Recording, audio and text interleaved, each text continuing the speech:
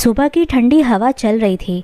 बद्रीनाथ जी छत पर बैठकर सुबह की चाय का आनंद ले रहे थे और अखबार पढ़ते जा रहे थे कि तभी अखबार के एक पृष्ठ की हेडलाइन पर उनकी नज़र पड़ी। प्रधानाचार्य कक्ष में बोर्ड परीक्षाएं देते विद्यार्थी पकड़े, कार्यवाही।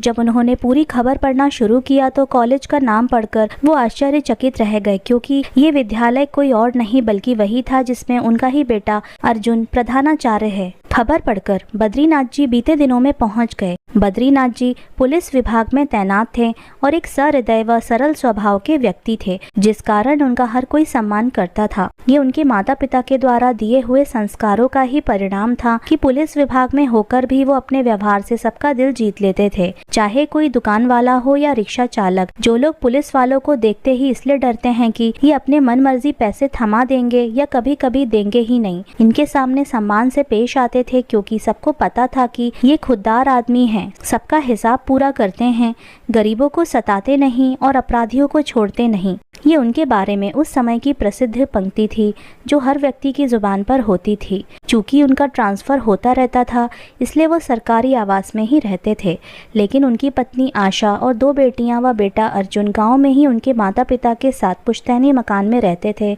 गांव भी शहर से लगा हुआ था, इसलिए ज़्यादातर सुविधाएं भी थीं और बच्चे भी वहीं रहकर अच्छी शिक्षा प्राप्त कर रहे थे। लेकिन कहते हैं ना कि जैसे जैसे बच्चे बड़े होते जाते हैं उनकी सोच और समझ बदलती जाती है, वो अपने अनुरूप सोच को ही सही मानने लगते हैं।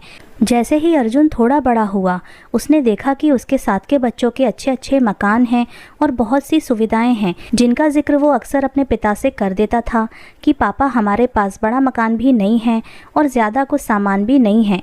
तब बद्रीनाथ जी या तो हंसकर टाल देते थे कि तुम पढ़ लिख लो, कमाने लग जाओ, तब सब ले लेना, या कभी कभी समझा देते थे कि बेटा सब लोगों की स्थिति एक समान नहीं होती। तुमने अपने दोस्तों को तो देखा है, कभी उन लोगों को भी देख लो जिनके पास अपना मकान तक नहीं है। अब तुम लोग अच्छे से रह रहे हो, पढ़ रहे हो, जबकि बहुत से लोगों को तो ठीक से खाना भी नहीं मिलता। समय इसी तरह व्यतीत होता जा रहा था। तीनों बच्चे बड़े हो गए। दोनों बेटियों का विवाह भी अच्छे परिवारों में कर दिया और अर्जुन का भी चयन इंटर कॉलेज में अध्यापक के पद पर हो गया। एक दिन बद्रीनाथ ने जब एक लड़की का जिक्र करते हुए अर्जुन से उसके विवाह की इच्छा जाननी चाहिए। बेटा कांता प्रसाद जी को तो तुम जानते ही हो, उनकी बेटी सौम्या को भी तुमने देखा है। अगर तुम राजी हो तो वो अपनी बेटी के विवाह के लिए कह रहे थे। क्या पापा आप भी नौकरी नहीं लगी कि पड़ गए शादी के पीछे? मैंने आपसे पहले भी कहा था कि मुझे नहीं करनी अभी शादी, मुझे जिंदगी में अभी बहुत कुछ करना है।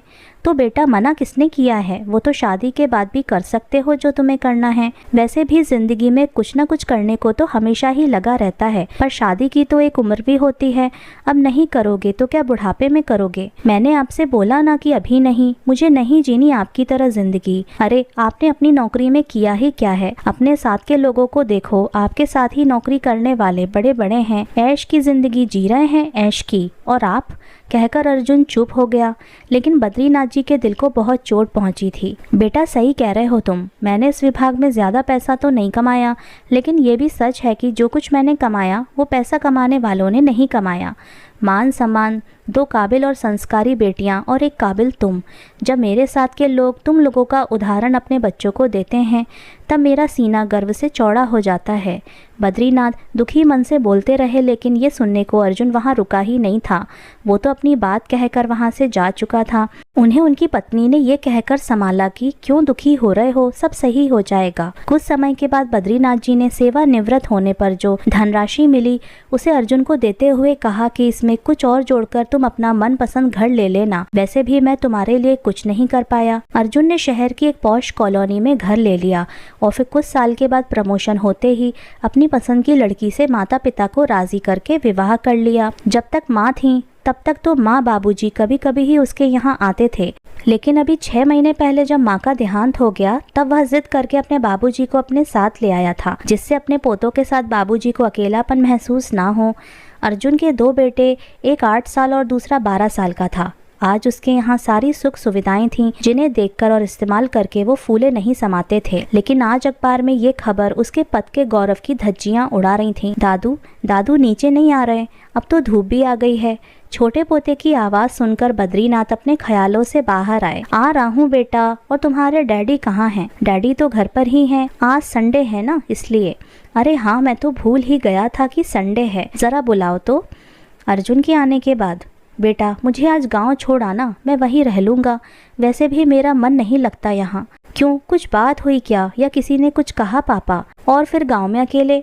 बेटा कोई मुझसे क्या कहेगा, जो कह रहा है अखबार कह रहा है। तुम्हारे पास जो कुछ है वो कहाँ से आ रहा है वो भी मुझे पता चल गया है, इसलिए अब मैं यहाँ नहीं रह सकता। जब मैंने आज तक अपनी नौकरी में रिश्वत की कमाई नहीं खाई, पैसों के लिए किसी का दिल नहीं दुखाया, तो अब मुझे बुढ़ापे में ऐसी कमाई की रोटी से क्यों अपना पेट भरूं?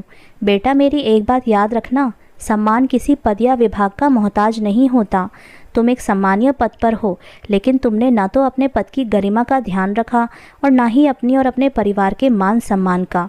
इज्जत से कमाई रोटी पेट भी भरती है और आत्मिक शांति भी देती है, लेकिन जिस तरह तुम कमा रहे हो उससे ना तो शांति मिलती है और ना ही संतुष्टि। इसलिए मुझे तो मेरे गांव ही छोड़ आना। रही बात अकेलेपन की, तो यहाँ घुटन भरी जिंदगी से वहाँ का अकेलापन ज़्यादा अच्छा है। मुझे माफ़ कर दो बाबूजी, मैं आपको हमेशा गलत समझता रहा। ना जाने कितनी बार आपको भला बुरा कहा, लेकिन आज एहसास हो गया कि गलत तरीके से कमाई गई दौलत कभी सुख शांति नहीं देती, वो तुम्हारा मान सम्मान सब कुछ छीन लेती है। अच्छा है तुम्हें ये बात जल्दी समझ में आ गई। काश सभी लोगों को समझ में आ जाए कि सम्मान की रोटी चाहे रूखी ही क्यों ना हो, आत्मिक संतुष्टि तो प्रदान करती ही है। तो दोस्तों, कैसी लगी आपको आज की ये कहानी, हमें कमेंट करके ज़रूर बताइएगा। और इसी तरह की मोटिवेशनल कहानियाँ आप हमारे चैनल पर सुन सकते हैं और अपने दोस्तों के साथ शेयर भी कर सकते हैं। चैनल पर नए हैं तो हमारे चैनल को सब्सक्राइब ज़रूर कर लीजिएगा। आपका बहुत बहुत धन्यवाद। आपका दिन शुभ रहे।